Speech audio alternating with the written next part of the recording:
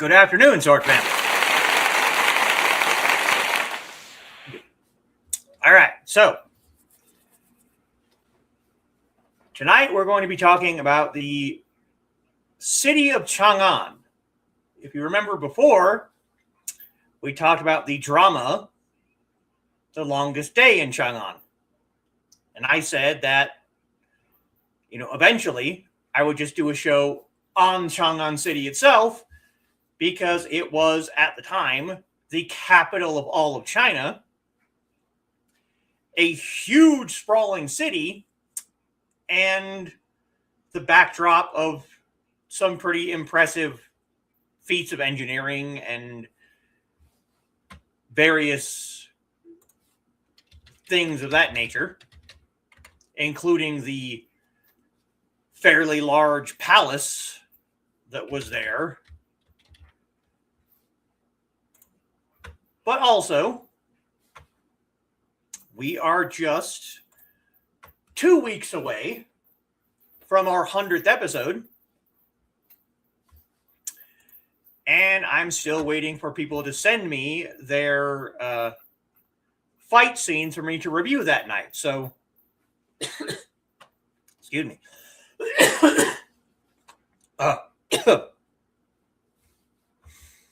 Just a little reminder that we are doing fight reviews that week. And if I don't have any to review, I'm going to have to pick them myself. And that could be interesting in and of itself, but I would rather have suggestions from my sword family, because my fight scenes that I would pick would probably be, Bruce Lee, Jet Li, Jackie Chan, Donnie Yen, the ones that are fairly well known already.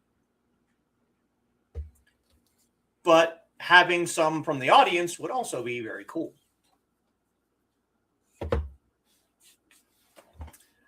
So before we get started, as usual, we're going to run through our comments really quick, and then we will get started on the actual topic of the show.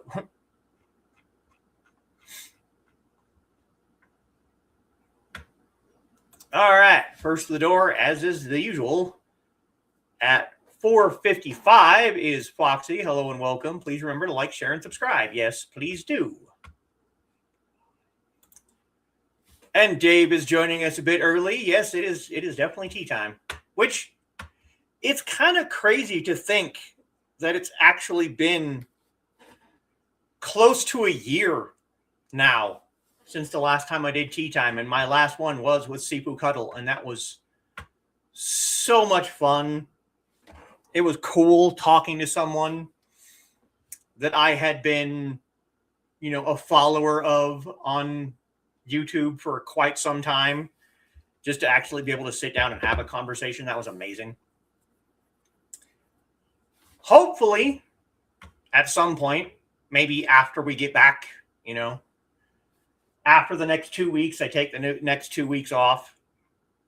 And when I come back in June, maybe we can find some new people to interview. It'd be nice to do tea time again. I really enjoyed those. And Foxy greeting Dave, and Donna joining us, greeting Foxy and Dave. Hey, Donna. And Foxy greeting Donna, asking how she's doing this nice evening. It has been a pretty nice evening so far. And Carl joining us, greeting Foxy, Dave, and Donna. And Foxy greeting Carl. Donna's doing great and asking Foxy how she's doing. She's feeling better, and greeting the Whitman dude. Still very tired from being back in physical therapy, but improving just in time for Monday. Should feel okay. That's usually how it works. Except when I was doing physical therapy, for my hip, I want to say I wasn't doing it once a week. I think, yeah, I was doing 3 times a week. And I didn't skip. I went every single time until insurance stopped paying for them. Yesterday was good and got some answers. Yes, we did. Be that way for a while. Yeah. Really are glad that you have some answers. So am I. And this doctor was so much better, just all around better than the rheumatologist that we went up there to see. And I was worried too, because like the very first thing the doctor said when he came in is he had notes from the rheumatologist. And I went, crap, here we go. But no, he actually did. He did the tests. He did all the things he was supposed to do. And he's like, yeah, you have hypermobile Ehlers-Danlos. Ehlers-Danlos. Wow. That is kind of a mouthful. Almost time. Yeah, it was a couple minutes. I am too. Only took 42 years. Yeah. Hey, Dave, don't be taking the seats. Put that down. We need those seats. Moving forward, I know, and I'm being seen by cardiologists to rule out any heart troubles and possibly end up with another thing. Yeah, let's not. Can we not? Here we go. Yeah, that was still a minute early, but close enough. And Kitty coming in with a hi. Greetings for Kitty and greetings for Kitty. And Trey joining us. Hey, all. Hello, Trey. Evening, Trey. And greetings for Trey. And more greetings for Kitty and Trey. And Ruby joining us. Evening, everyone. Hello, Ruby. Greetings for Ruby. Greetings for Ruby. Greetings for Ruby.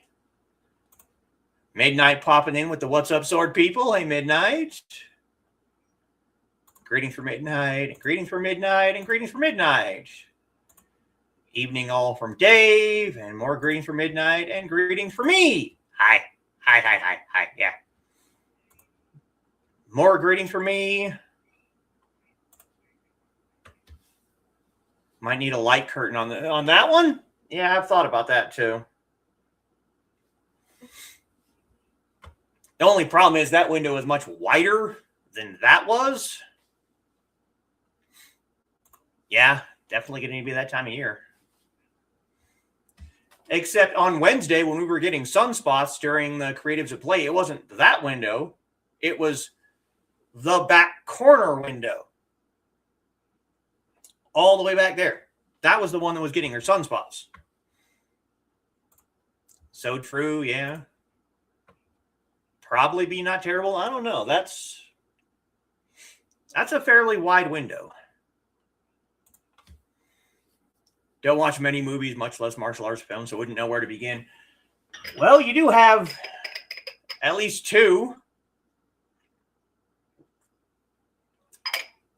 movie tier lists that have been put out that you can go and find.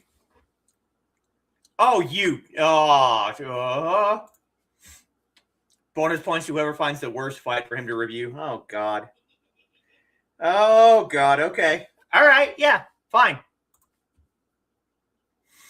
Worst scene, I could try to rise to that challenge. Oh, crap. All right. Okay.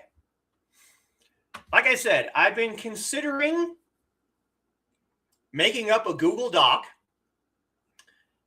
sending the link out either through Facebook or the community tab on YouTube, and just having people throw links in there to the Google Doc, and I will not look at them until the day of the show. So I will have zero reference to what I'm actually watching. Just links. So that's definitely something. Oh, please do. Yeah. Teleported to the wrong room. Oops. Oh, well. John Wick count as fight scenes? Absolutely it does. Absolutely. I mean, I would prefer, and this is just me because I have a visceral hatred of guns, I would prefer fight scenes that don't have a whole lot of just bang, bang, bang at each other, but actual fight scenes, hell yeah, John Wick counts. I have seen every John Wick movie except for 4, which is really sad because 4 is the one that I wanted to see the most because John Wick 4 is the one that Donnie Yen is in. And it's the only one I haven't seen yet. But yes, John Wick absolutely counts. And there's Captain Joe. Good evening, folks. And of course, yeah. Greetings for Joe. Greetings for Joe. And Dan joining us. Evening. Good evening, Dan. Hey, Dan. Glad you could join us. Nodded off after supper. That happens. That definitely happens more than you would think. Slept the afternoon away. Got it. Nap Ninjas got her. Yeah, they did too. Greetings for Joe. Anything with Jason Statham? Absolutely counts. Yep. That would work too. Yep. Greetings for Dan and more greetings for Dan. All right. So, all caught up. All right. So, we talked about The Longest Day in Cháng'ān, which was a Chinese drama that is probably as I said that day, my second favorite of all of the C dramas that I have seen, which have numbered very many. For a while there, and I'm pretty sure I've mentioned this a few times, but I would go on Viki or I would go on Amazon Prime and I would find a Chinese drama that had at least 30 episodes, which isn't hard to do. Most of them are 30 or more. And I would just, every month, watch a new drama. I stopped doing that a while ago. And even this last November or December, I didn't watch The Untamed, which I have done every single year since the first time I watched it. Last year was the last time I skipped because, well, the world was on fire at the time. Oh, hey, we have a new person. Hey, new person. Johan, first time joining the channel. Hope you're doing well. Hey, nice to see you. Welcome in. Welcome to the Teahouse, where we discuss Chinese history, philosophy, martial arts. Everyone, greetings. Very, very nice. Nice to see a new person in the chat. So, Cháng'ān City was, at one time, the capital of China for at least 700-ish years, give or take. Now, Cháng'ān literally means eternal peace or long peace, which, naming your capital city of an empire forged from multiple states warring with each other until one state basically took over everyone else. So a little bit oxymoronic to name your capital city Eternal Peace. But that's Cháng'ān. Cháng'ān was located in Shanxi province, which is kind of higher up a little bit. It's not like central in China. It's in the northern plains region. And it was the capital of multiple dynasties, including the Western Han and the Tang dynasty. And at certain times in history, it was considered the largest city, not just in China, not just in Asia, the largest city in the world. the entire world.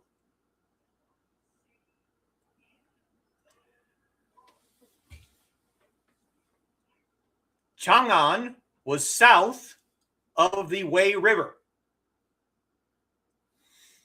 And there has been settlements there since Neolithic times.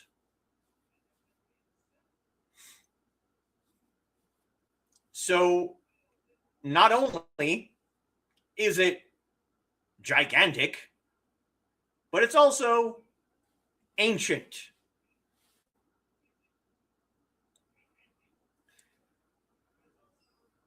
The Emperor's Mausoleum, where we found the Terracotta Army, the burial place of Qin Shi Huang, is to the east of Cháng'ān City.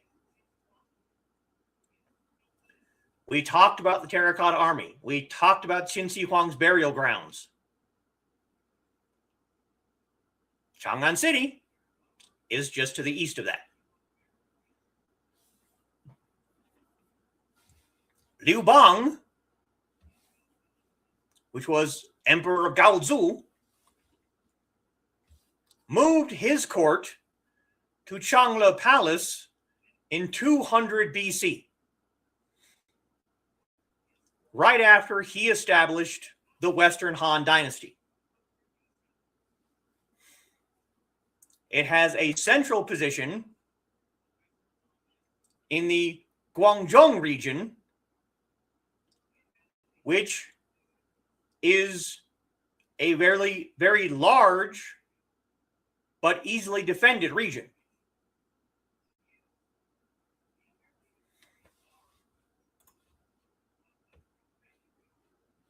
Hey, Pro. What's up, dude? Welcome in. Good to see you. Howdy, howdy, everyone. Greetings for Pro. Pro greeting Donna and Carl.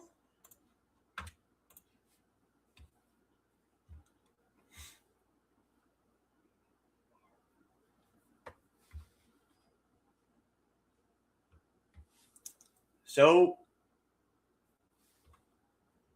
it is a very, very large city.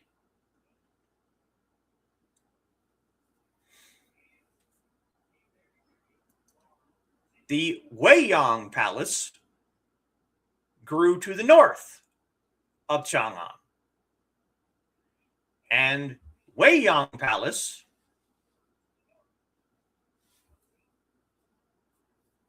was the imperial palace of the Xin Dynasty, the Eastern Han, the Western Jin, the Hanzhao, the former Qin, the later Qin, the Western Wei, the Northern Zhou, and the early Sui Dynasty.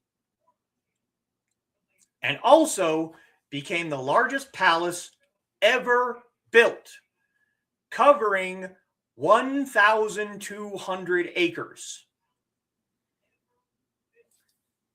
which was 7 times larger than the Forbidden City. Now, unfortunately, Weiyang Palace was destroyed during the early Tang dynasties.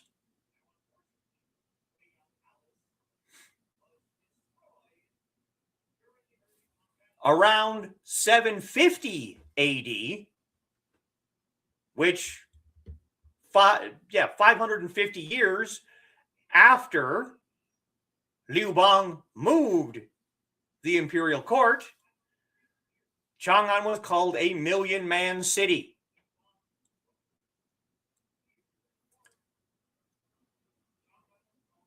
The population, according to records,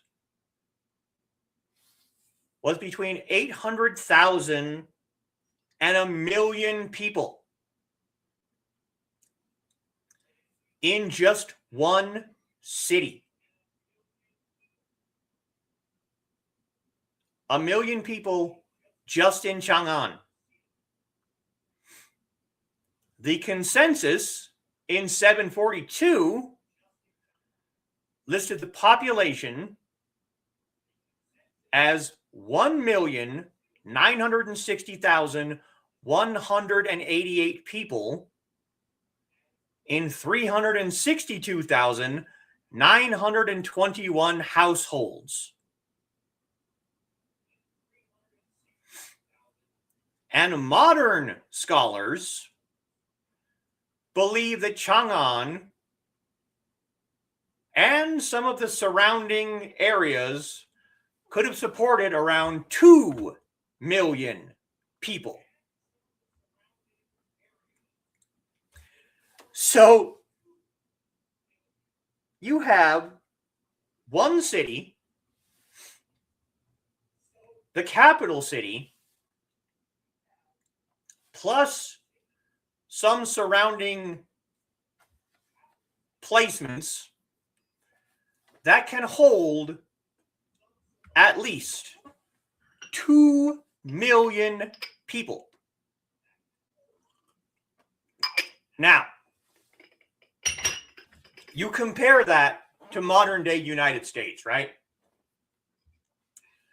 The modern day United States,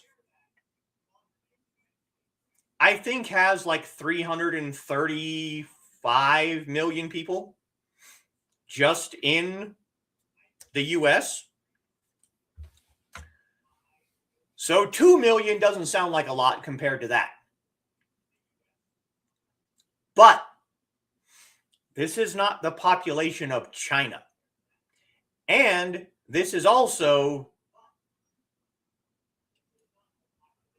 1,800 years ago. I'm sure there are places in the United States now, today, where the population of one city can exceed 2 million people. This is 2026. We're talking about the 700s, 1,300 years ago.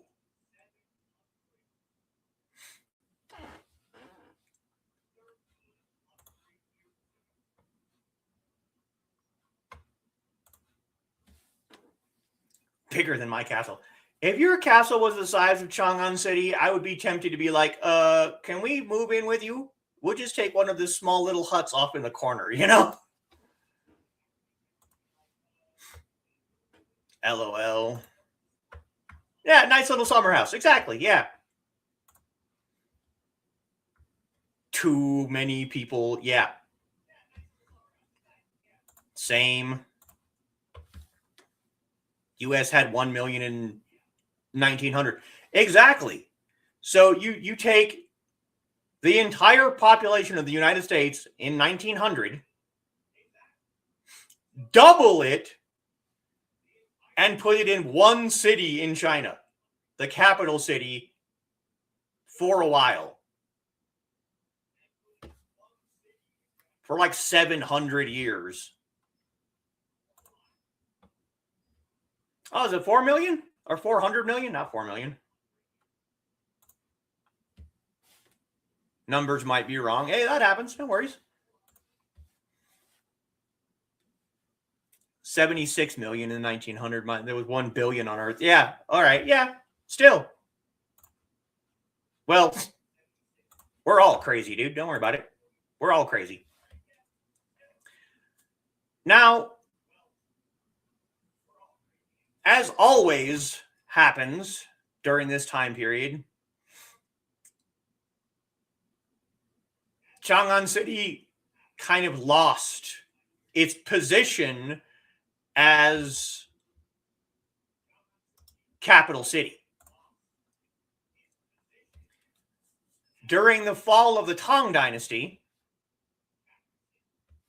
Zhu Wen relocated most of Cháng'ān's remaining population to Luoyang in 904 AD.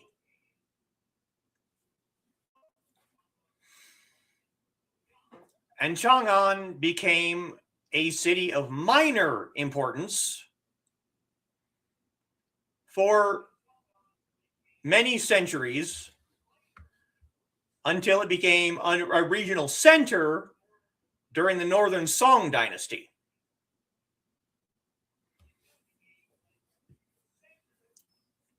The Mongols, when they took over during the Yuan dynasty, changed the name of Cháng'ān multiple times. Because the Yuan dynasty was the dynasty that wanted to subjugate the Chinese people, change their entire way of life, made them wear their hair in such a way that it was meant to portray a horse's ass. So it's not surprising that they wanted to change the name of the capital city. But when the Ming settled and erected the city of Xi'an in the walls of Cháng'ān,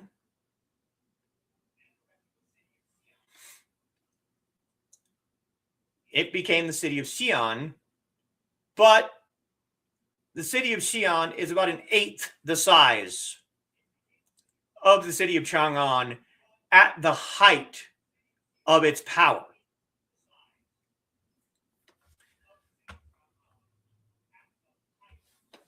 Now, it's been fairly difficult for me to find an accurate picture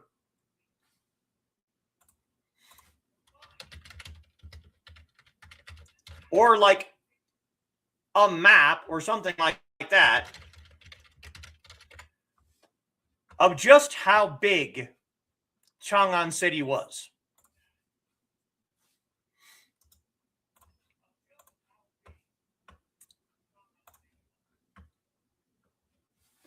The best I can find, unfortunately, was on Reddit.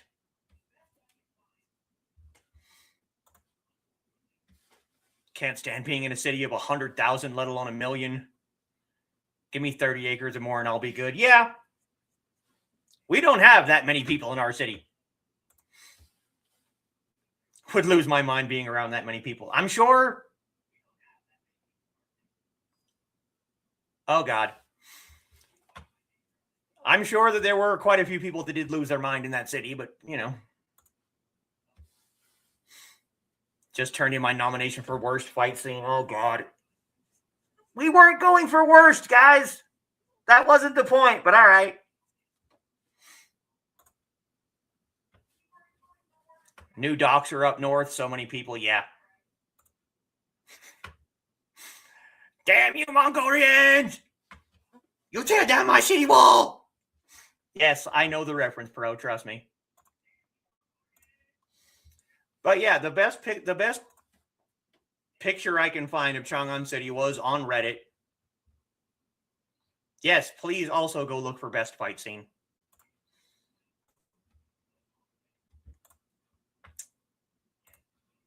So here we go.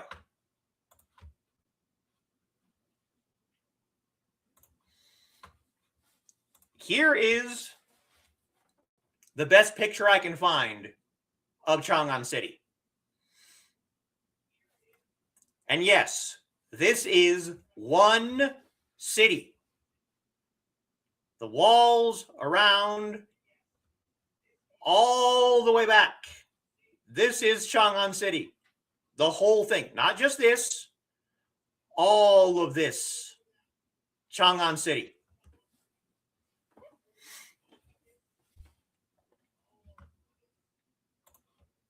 It was a big, sprawling metropolis.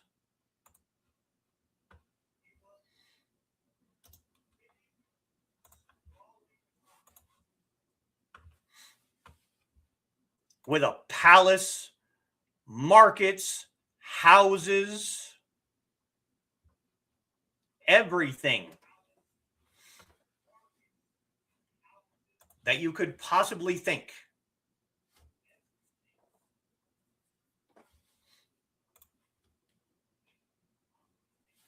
Should we do two lists, one of good ones and one of bad? No. Like I said, I'm going to make a Google Doc, and I'm either going to share it on Facebook or the community tab on YouTube, or both.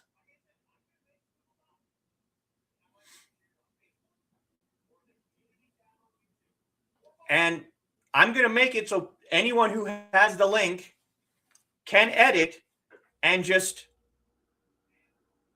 share links.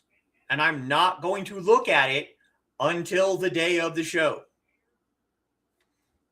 So best, worst, indifferent, I don't care. Worst fight scene would be me drunk.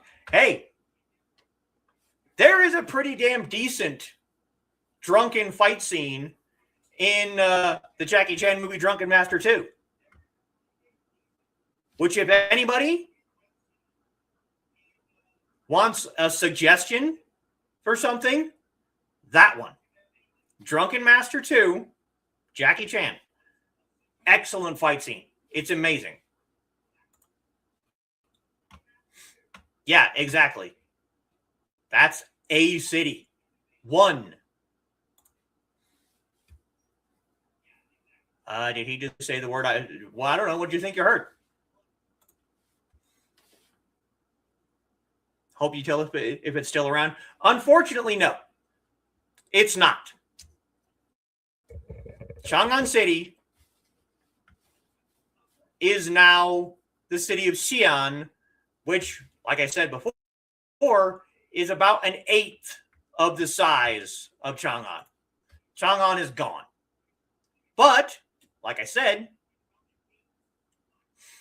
Longest Day in Cháng'ān built a replica of the city based on paintings. So now you think of this as a movie set. They built the city as a set. Which word? City walk. Yep. City walk. City walk. Brave man. Yep.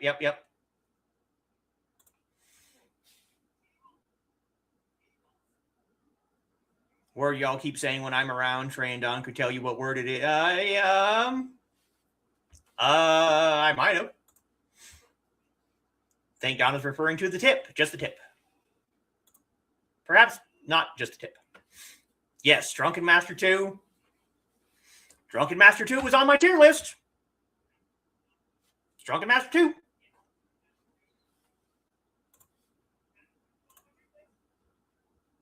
Certainly does. So yeah, unfortunately, no. Cháng'ān City is not around anymore.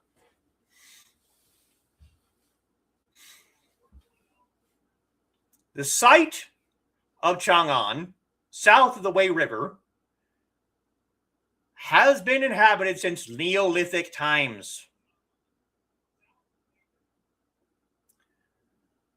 From around 5,000 to 4,300 BCE.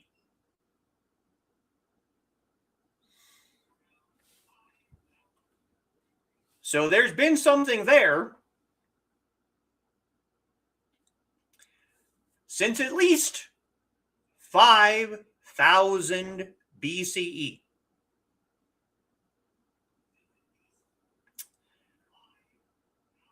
But during the fall of the Qin dynasty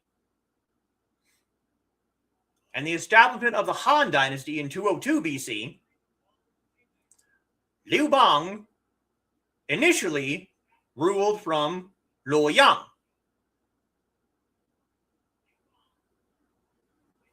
This was because his advisors, who were also mostly from Eastern China, told him that he should have his capital in Luoyang. However, one of his soldiers and a general convinced him that the Guangzhou region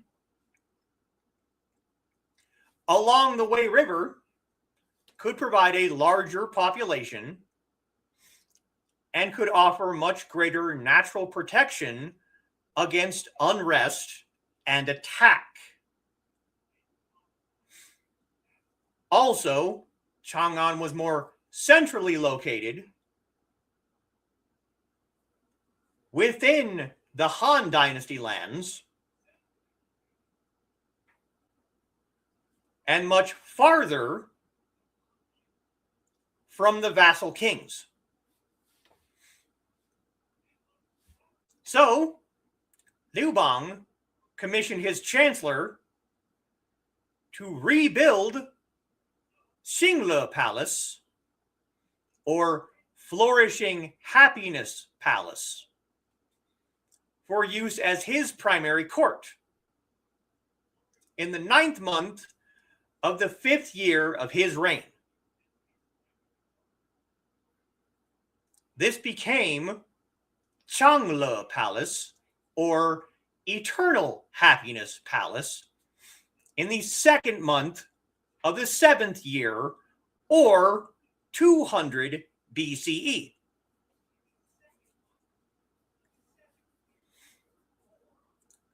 By which time the chancellor, Xiao He, had already begun renovating the Zhonglai Palace, or Splendid Terrace Palace. Blah, blah, blah, blah, blah. Which Shanglei Palace became Weiyang Palace.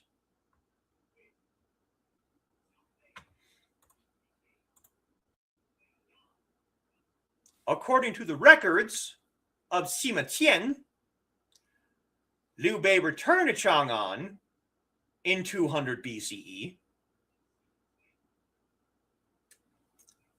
Initially, angry with Xiao He for the needless extravagance of the palaces in such close proximity to one another. Xiao He, however, argued that the magnificence was necessary to awe Liu Bang's rivals and affirm the legitimacy of his dynasty. Around the same time, thousands in the military aristocracy were also forcibly relocated to the region. A minister described this policy as weakening the root and strengthening the branch. But it made it so Liu Bang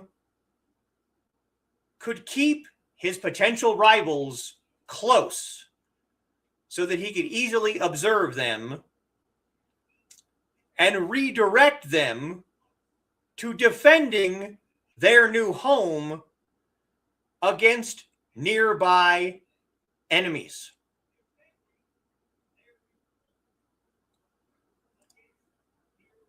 He wanted his enemies close so that if he saw them plotting something to go against him, he'd be like, hey, hold on, wait a minute. Look at those guys over there. Those guys. See those guys? Focus on those guys.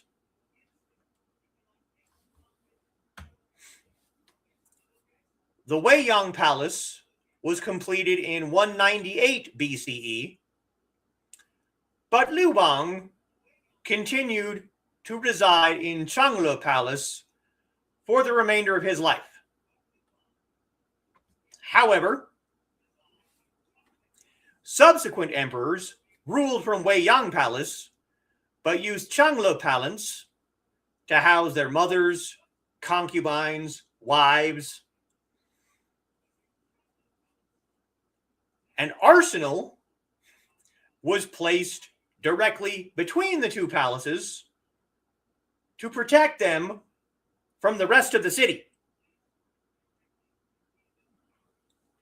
So you have Cháng'ān Palace, Weiyang Palace, a big-ass arsenal in the center, and then the sprawling city beyond. If someone tried to come through the city, first of all, what you don't see in those pictures is towers along the city walls that were manned 24/7.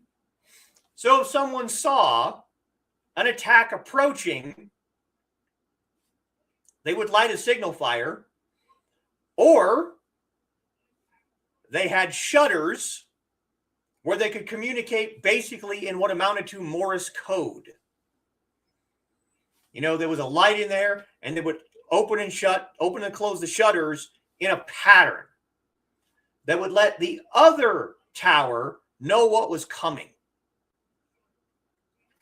This is one of those engineering things that I was talking about earlier.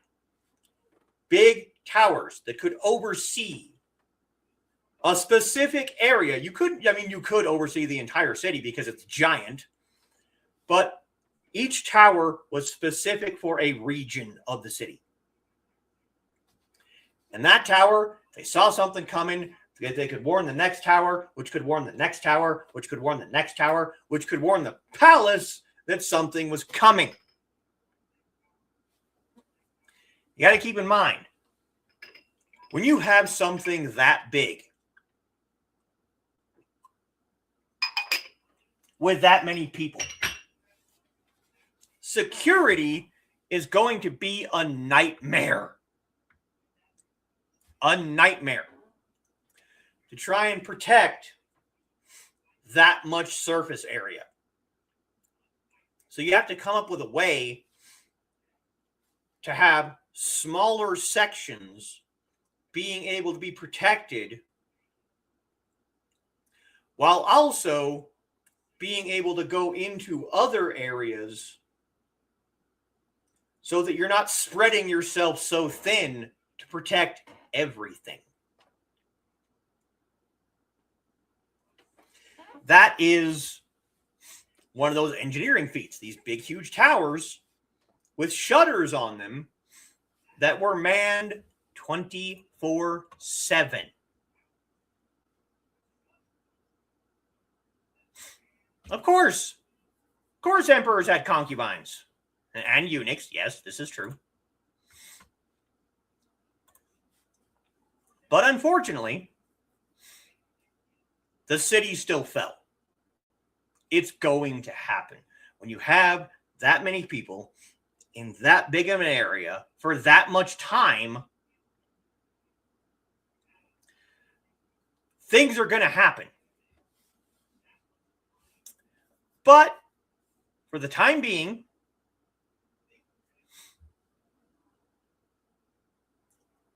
at least in 195, when Liu Bang's son took over, Cháng'ān only had a population of 146,000 people.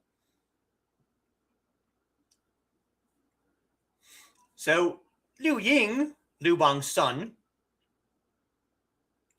started working on the walls surrounding Cháng'ān city. He completed the walls in 191, having used between 146,000 and 290,000 workers who were working for 30 days at a time. Unpaid, unfortunately. They would work for a month, then the next group would come in. As well as 20,000 convicts on work detail. And the main city was largely completed by 189 BCE.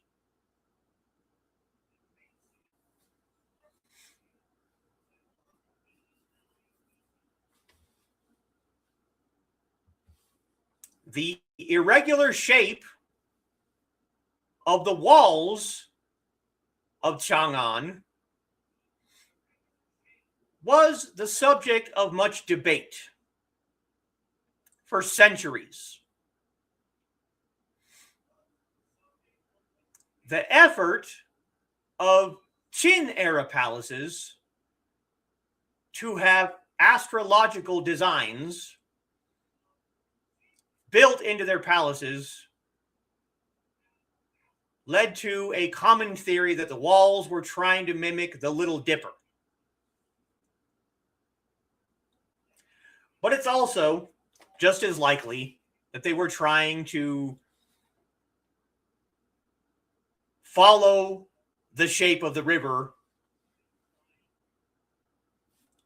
and just made the palaces shape the way they are.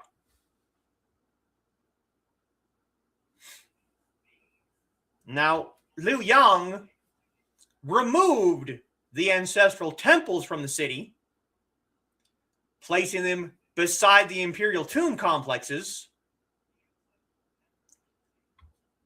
which didn't necessarily make people very happy.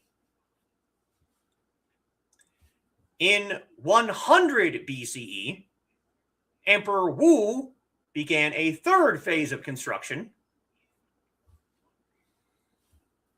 with new palaces, 9 temple complexes south of the city, and built a park. Cháng'ān Park, which had been used for agriculture during Liu Bang's time, was sealed off and turned into an imperial park.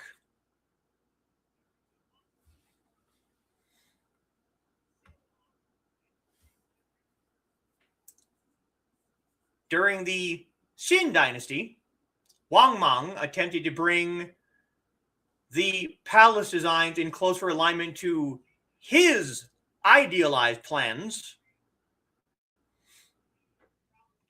He raised Emperor Wu's palace, but also constructed additional palaces, additional temples in the south.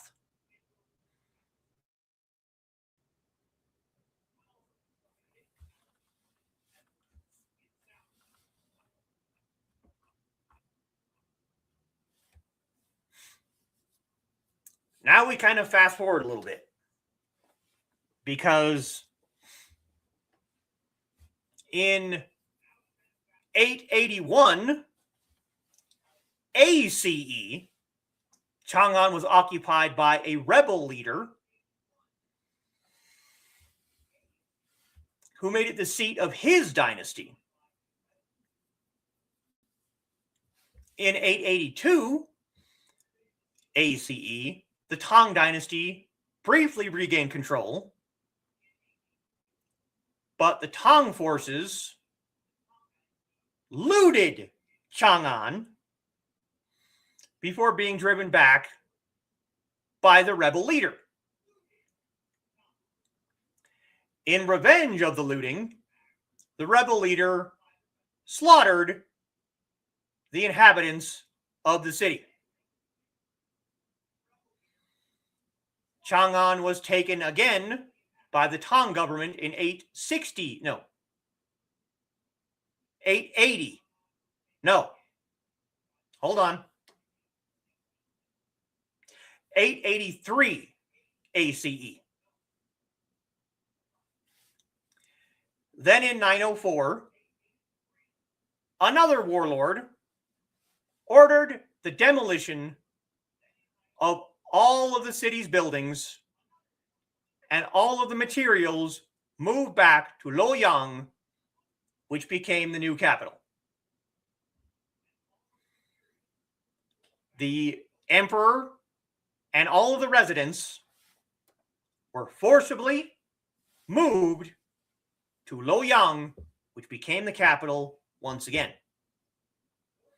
And Cháng'ān never, ever recovered from the height of its power of the Tang dynasty.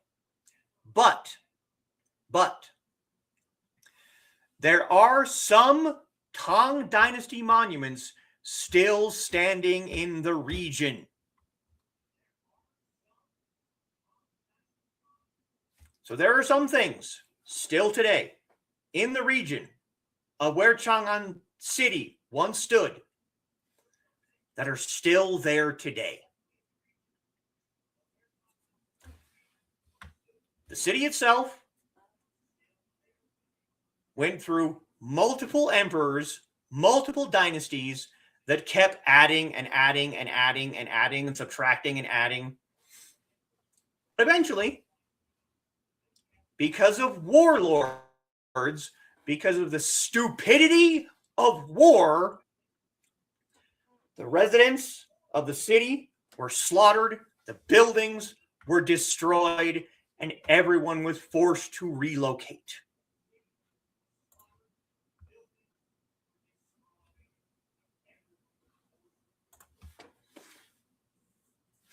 Things that make me go, yeah. So if you can imagine,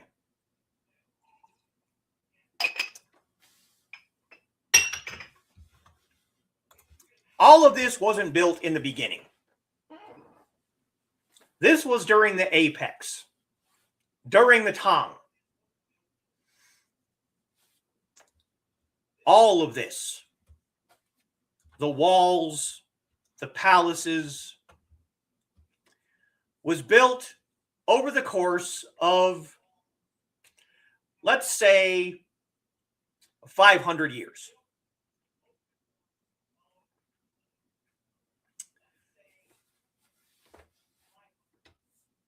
And then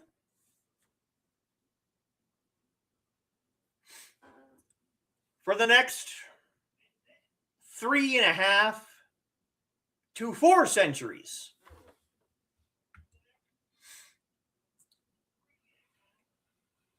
all the people in this area, people moving in, people moving out.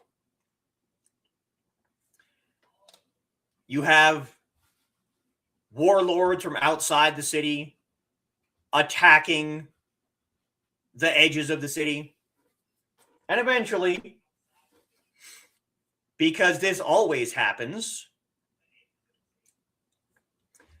the power within the city stretches itself too thin. It can't protect everything. It just can't. It's not possible.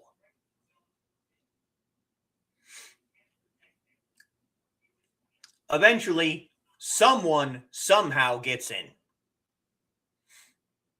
And they're able to take over maybe just a section. Maybe this right here. This little quadrant right here was taken over by one person, by a warlord and his people. And just like during the Warring States period, that one warlord then takes over this section, and then this section, and then this section. Then maybe these people take this section back over. Constant fighting. Just like during the Warring States. When you have this much space and that many people in that space, you can't protect all of it at once. You just can't. It's not possible.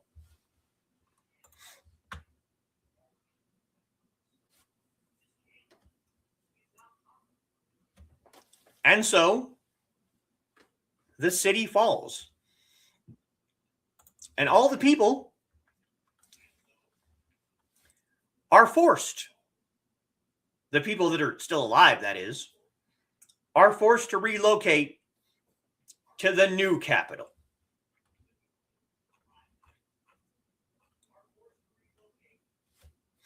Now, I talked about the towers. One of the other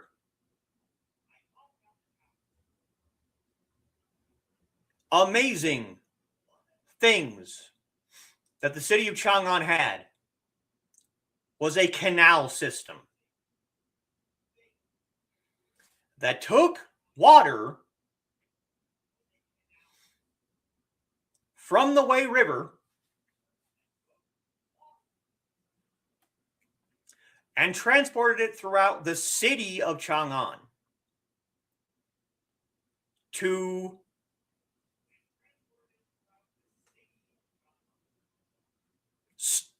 streams running in the palace, ponds in the city, ponds in the palace,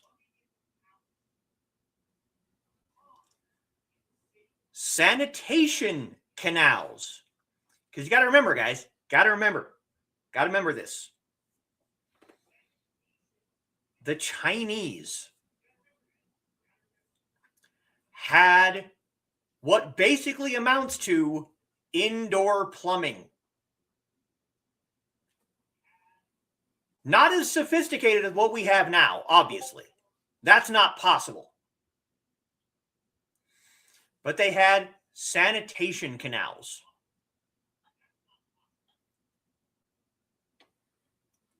So that you weren't just shitting in a hole in the ground. There was a canal running under the building that would transport your waste away from the city.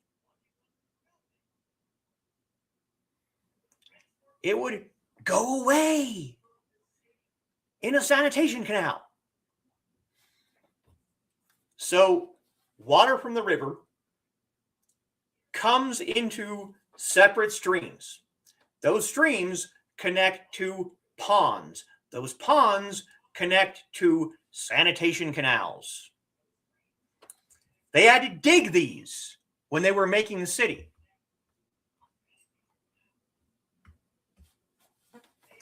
They also had irrigation for their farms, because there were farms within Cháng'ān City. Farms irrigated from the Wei River outside of the city. All of this was dug during the building of Cháng'ān City. Now, again,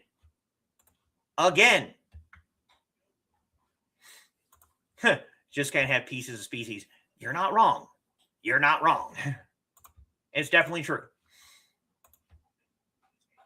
This size of city, pools in the palaces, all of this. And imagine irrigation and sanitation canals being built from these water sources, and the water sources are being fed from the river outside of the city.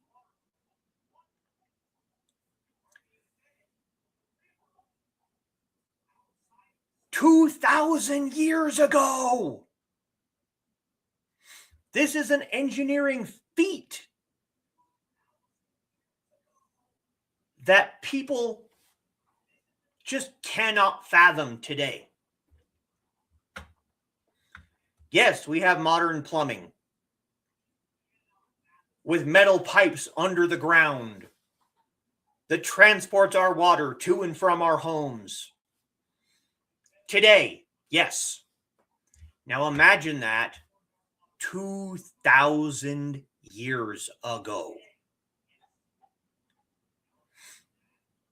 And all of that being dug by hand by workers and convicts building these things. Yeah, we can't even get water to Los Angeles today. Yeah, exactly. This is an engineering feat.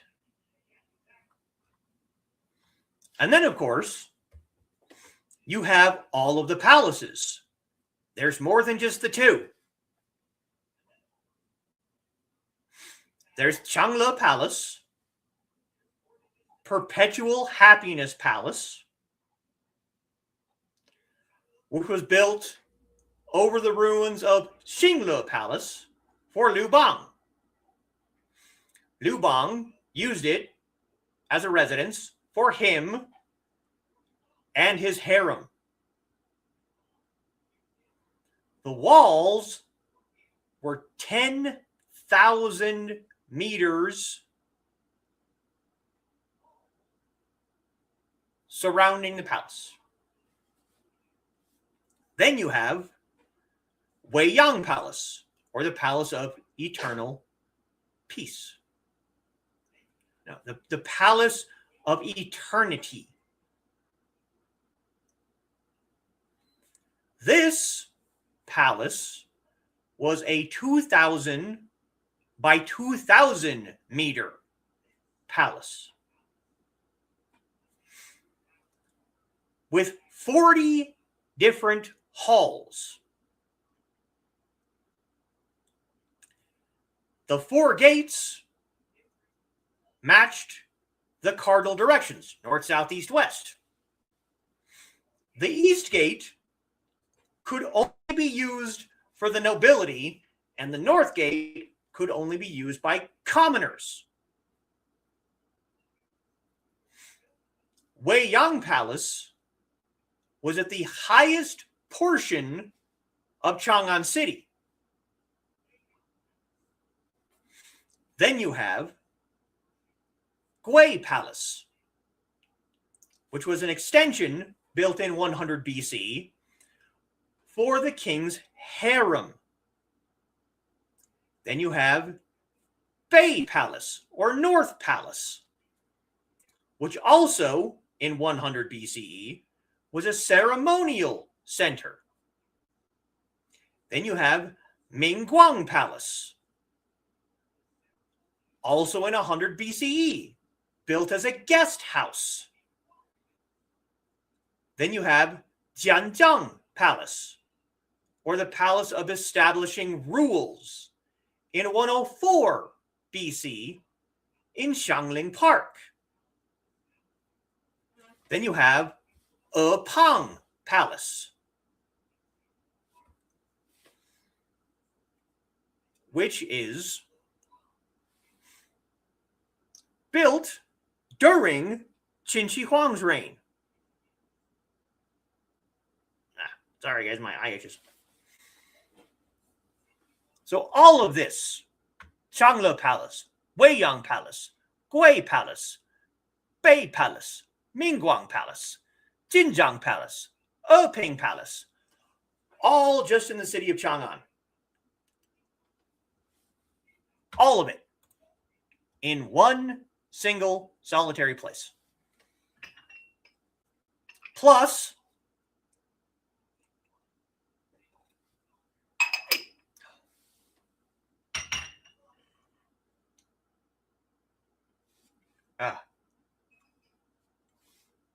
or keep water in Utah. Yeah, you're not wrong.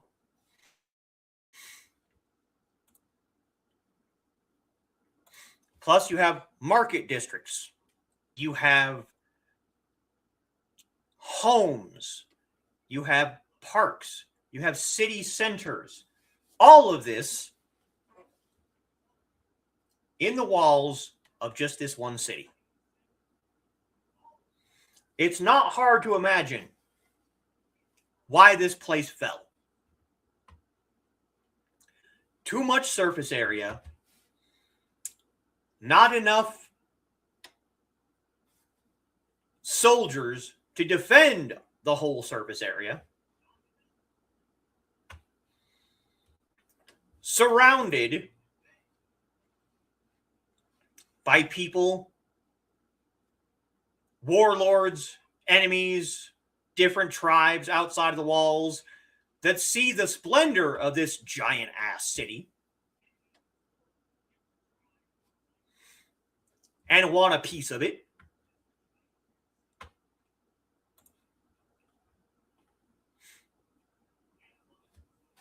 There were multiple temples, multiple places of worship.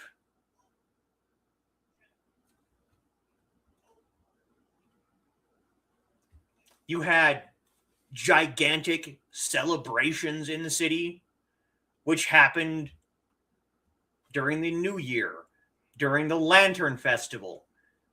Longest Day in Cháng'ān took place during the Lantern Festival.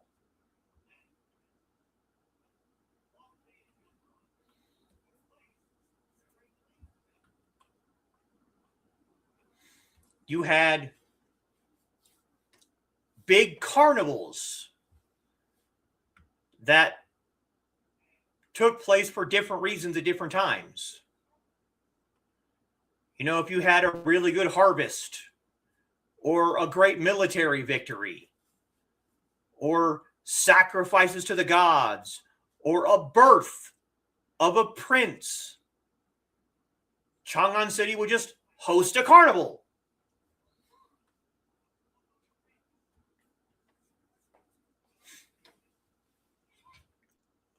The layout of Cháng'ān influenced the city planning of other capitals for years. The gated wards and walled section of the city were larger than any city block seen in modern cities. The smallest ward had a surface area of 68 acres. And the largest ward was 233 acres. The walls enclosing each ward were 9 to 10 feet high. Japanese capitals were modeled after Cháng'ān. A more modest scale, but still modeled after Cháng'ān. Kyoto City still retains some characteristics of Cháng'ān City. And the Silla dynasty in Korea also modeled their capital after the Chinese capital of Cháng'ān. There were other tombs found in Xi'an, which, as we mentioned, sits where Cháng'ān City sat, at an eighth of the size.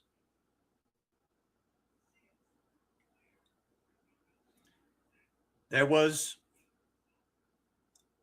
the tomb of Anjia, discovered in 2001, which had a mixture of Chinese burial practices and Sogdian burial practices. Anjia's remains were discovered strewn throughout the tomb, which was very, very uncommon. Most of the time, when you find bones in a tomb that belong to one person, it's in one central area. Just right here, here's the bones of this person. Anjia's bones were just strewn throughout the tomb. Archaeologists uncovered an epitaph written in Chinese, which tells of the life, career, and achievements of Anjia. Then, between 2003 and 2004, they found the tomb of Siwirkak, about a mile east of Anjia's tomb. Similarly, also a mix of Chinese and Sogdian burial practices. But in this tomb, there were two different versions of the epitaph. One in Chinese, one in Sogdian. But they were not direct translations of each other. Which means that the scribe that wrote them probably had little understanding of either language.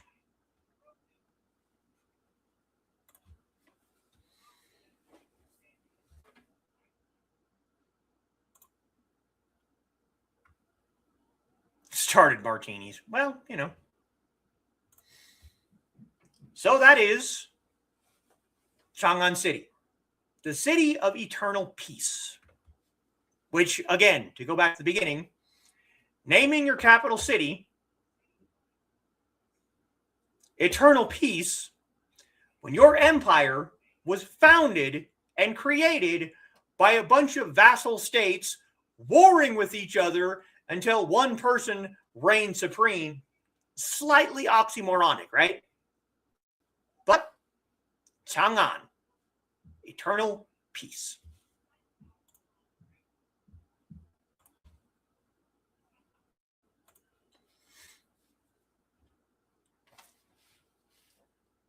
So, what do you think, guys? Overly optimistic, yeah. Right, exactly. They were hoping, oh, we just took over. We are now the Western Han Dynasty, and we are going to be in charge, and we're going to have eternal peace. Maybe someday. Thanks for the info. I'm glad you enjoyed it, Donna. Reminds of college. Yeah, I'm not going to get into my college. Thank you very much.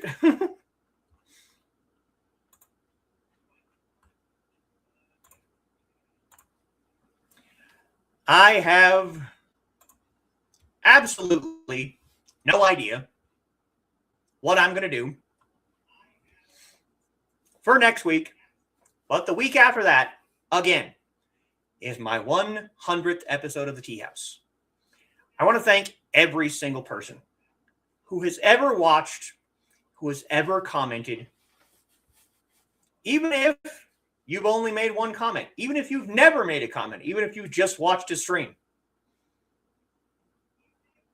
Even Foot Guy. Thank Foot Guy for being here for the time that he was here. Definitely added some lore to the channel, for good or for ill. But seriously, guys, I know I've said this multiple times, but there was a time early on in this channel that I considered just giving up entirely. Nobody was watching. Nobody was commenting.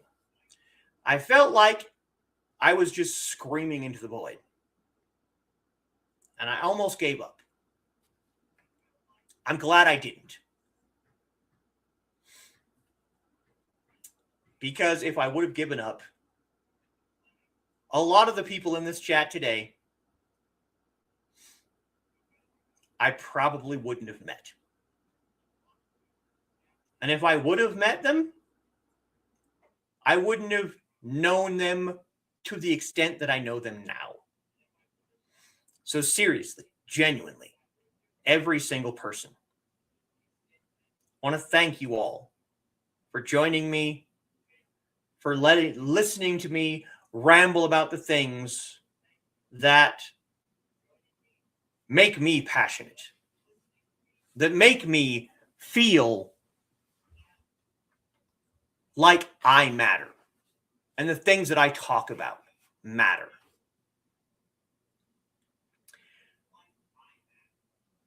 I started this channel because someone else had a channel where they talked about martial arts.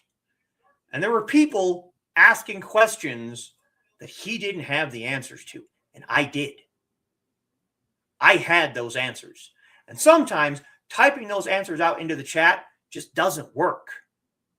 It doesn't. You have a character limit. Sometimes you have a time limit. You know, I've been talking for over an hour now, just about Cháng'ān City. So I started this channel to be able to talk about Chinese culture, history, philosophy, and martial arts. And it's been 98 episodes so far. It's really, really hard to believe. But here we are. And in just 2 weeks, it's going to be my 100th episode.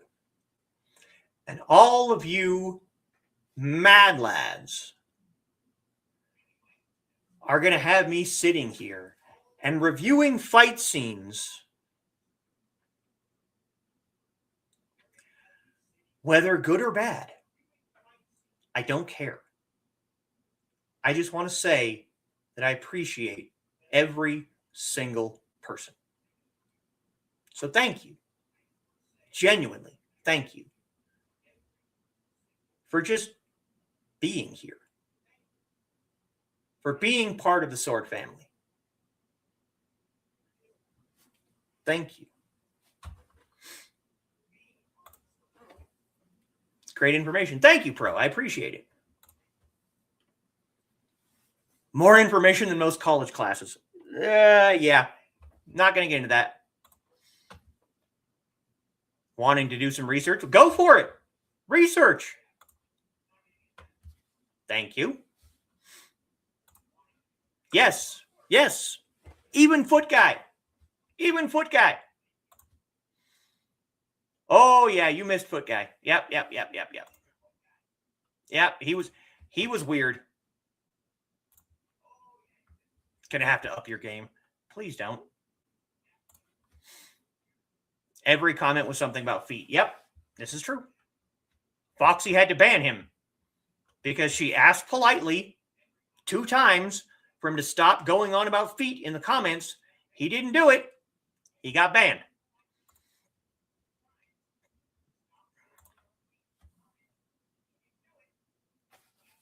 Thank you for sharing. I'm enjoying it. I'm glad you're enjoying it, Pro. I really am. You matter. Thank you, Carl. I really appreciate that. Poor fool getting stuck with this crazy bunch. I wouldn't have it any other way. I really wouldn't. Good crazy, though. This is true. They're entertaining things. How can we not enjoy it? I really appreciate it. Thank you. Thank you. You guys, seriously, I really appreciate that. All right. So I will be back on Monday for the next game stream, which Monday is, of course, May the 4th. So the title of Monday's game stream is going to be Star Wars related instead of, Chinese Kung Fu related, but it's May the 4th. I may possibly, as always, make an appearance on Wednesday night on Creatives at Play on the Indie CD channel. And if not, I will be back right here next Saturday for the next Teahouse. Night, Carl. Night, Foxy. Everyone enjoy the rest of your weekend, and I will see you next time. 再见。